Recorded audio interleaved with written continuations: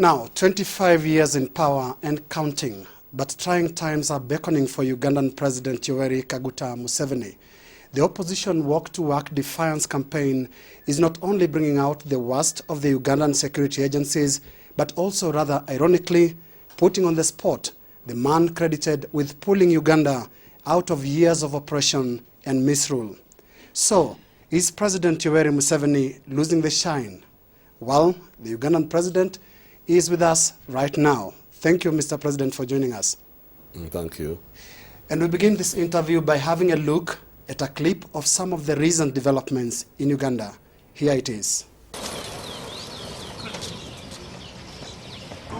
Arrest if you want. Nobody has a right to stop me from going to earn. Nobody feeds me. Take him there. Yes. Take him. You will fight. Get him. Put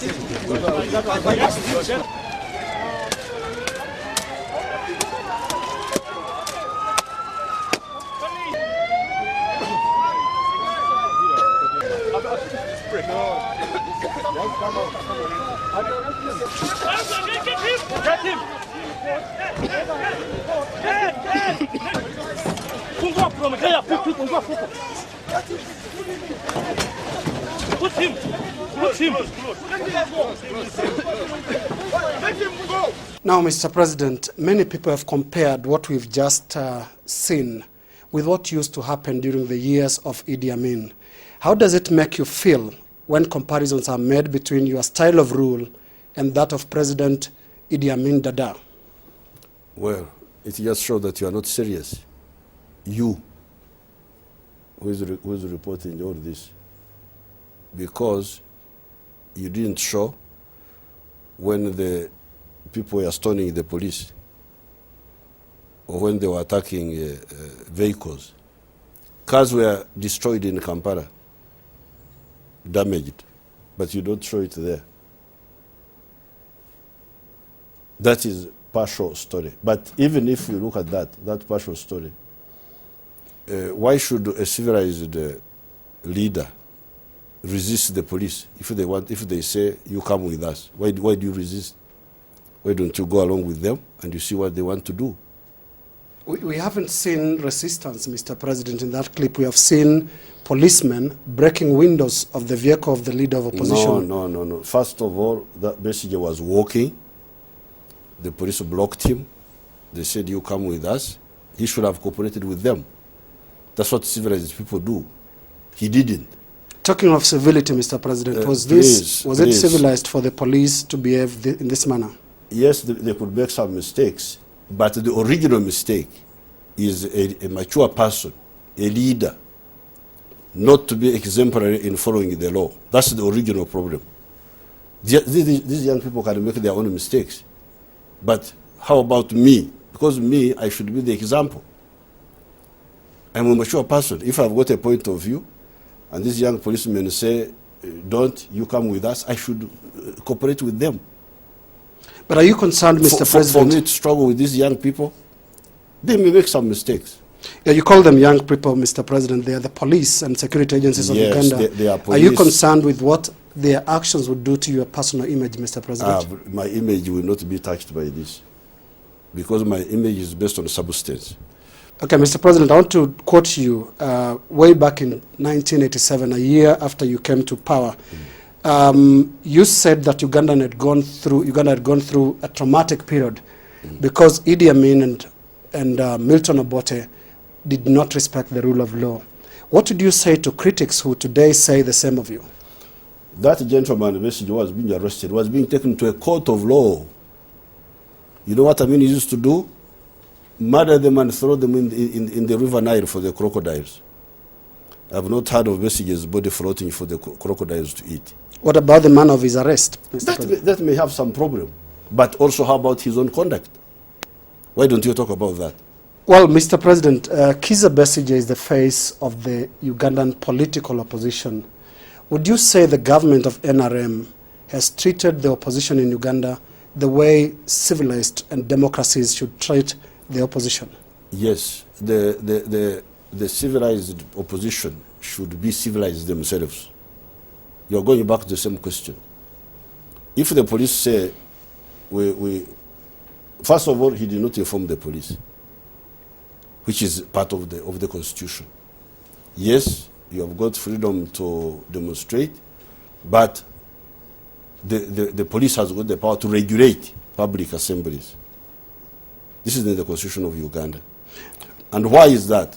Because you want to demonstrate, but me, I'm selling my tomatoes. And where you want to pass is where I happen to be selling tomatoes. So a third party comes in, called the police, to mediate our interests. Yes, you want to walk, you want to demonstrate, but don't step on somebody's tomatoes. That's how civilized societies are organized. 3 or 4 times, Mr. President, we've seen Dr. Besigye trying to make this walk, this so-called walk to work. And in all of those incidents, we haven't detected any violations. You're talking about stepping on tomatoes. We haven't seen any of that. They were planning. That's what they were planning to do that. They were planning to do that because the police has got intelligence. They know that this walk is supposed to attract groups, which then start looting. Why is the government, why is your government... But if I may ask you a question, you, the evangelist of civilization, what is the difficulty of a civilized political leader coordinating with the police? After all, we are doing it during the elections. During the elections which we have just concluded, all of us were under the Electoral Commission.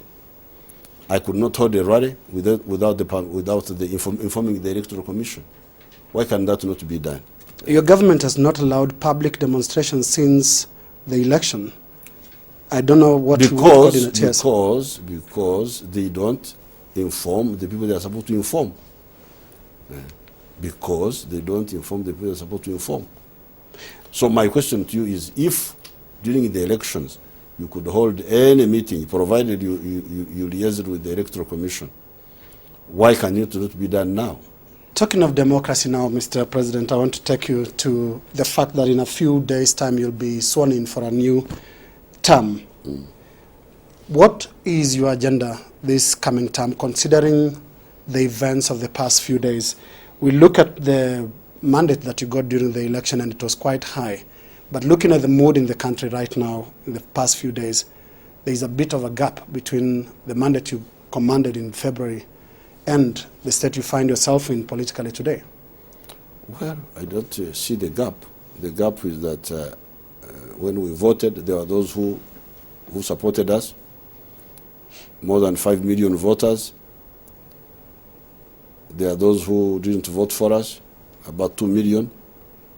So there's no gap. Our program is to deal with the foundation. This hotel in which you are smartly dressed is because of the foundation. And where I'm also taking advantage of the foundation. If the foundation is not there, there's no way this house can be there. It's been 25 years, Mr. President. Has the foundation not been completed yet? Well, you didn't hear what the foundation was. You didn't hear. If you could only wait and you hear. The foundation is a number of items. Electricity is one of them. The roads, the railway, education. There are many elements. In the past 25 years, we have dealt with some elements. Would basic freedoms, Mr. President, be part of that foundation? Would freedom of speech, freedom of expression, freedom of assembly, democratic practice, and also expansion of the political space be part of that foundation you're talking about? Well, it so happened that those are the things I fought for. That's what I fought for. We fought for